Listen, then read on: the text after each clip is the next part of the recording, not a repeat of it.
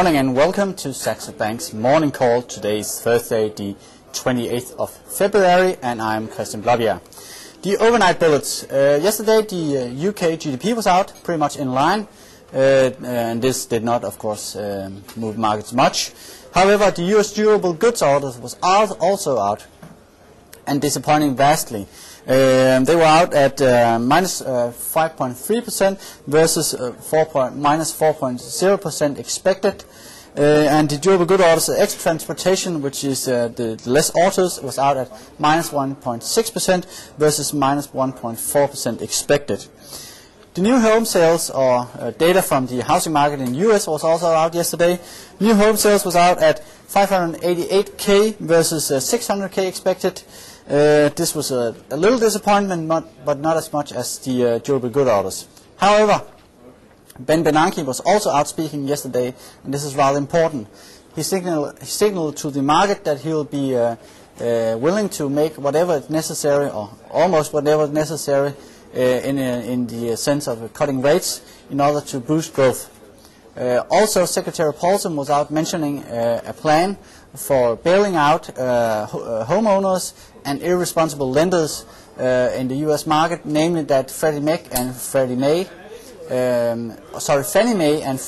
the two U.S. government-owned mortgage houses, will be able to increase their liabilities in order to buy up bad loans from people who are in trouble with their mortgages. Okay, also during the night we had important numbers out from Japan.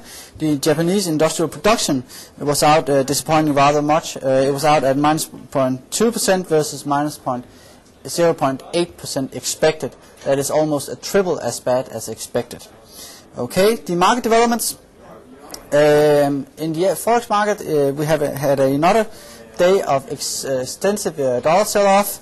Euro dollar new highs in the New York session at 1.5144, and the Aussie dollar rose to the highest level in 24 years.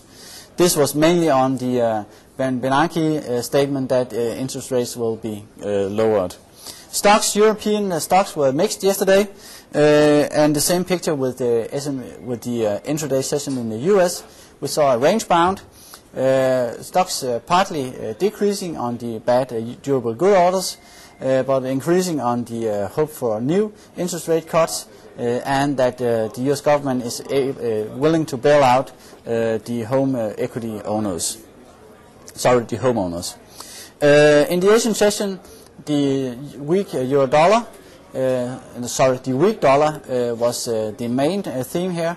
We saw that exporters, like car manufacturers like Toyota and other exporters that have a large part of their sales in the U.S. dropped significantly due to the fact that the consumer sentiment and the low dollar is erasing their sales. Fixed income, we have bonds remaining in a downtrend channel.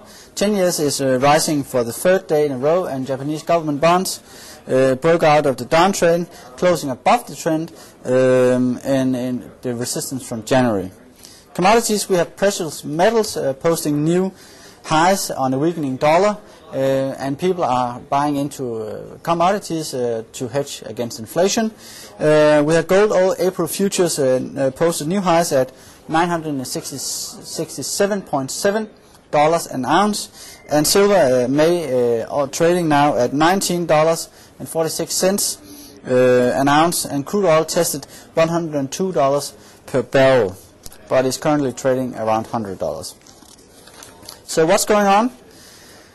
Investors' expectations for inflation for the next 10 years are the highest since June, and after Bernanke indicated he will be willing to cut interest rates further in his speech to the House of Financial Services Committee, this increased further. In a sign of increasing public attempt to rescue the ailing mortgage lending business, the U.S. government has lifted limits on the amount that the two largest mortgage financial companies, Freddie Mac and Fannie Mae, can invest in home loans, as I mentioned. The above move is one that potentially can release billions or more dollars to stabilize the housing markets and fend off a potential recession. However, one should remember that this has to be financed and there's only basic one way to finance that, and that is the taxpayers' pocket, which the government will pursue further. The weakening U.S. demand for cars and electronics has started to jump up in the Japanese fundamentals, which showed that January factory production, as I mentioned prior, is showing a 2% cut from December, and disappointing the market expectations, which has expected a fall of less than 1%. Today's calendar, we have the especially important numbers out from the Germany, Norway, and the US. We have the German unemployment level out, and we have the Norwegian unemployment rate, and from the US we have the GDP numbers out, which will show the state of the US economy in growth-wise. And also we have labor market data out from the US, that is the initial jobless claims and continuing claims. In Japan, very close to midnight, Central European time, we have the CPIs out, and watch for these. The coming days is that tomorrow we will have the retail sales out from Norway, we'll have the Sweden GDP also tomorrow, the Eurozone GDP also tomorrow, and the unemployment rate in the Eurozone.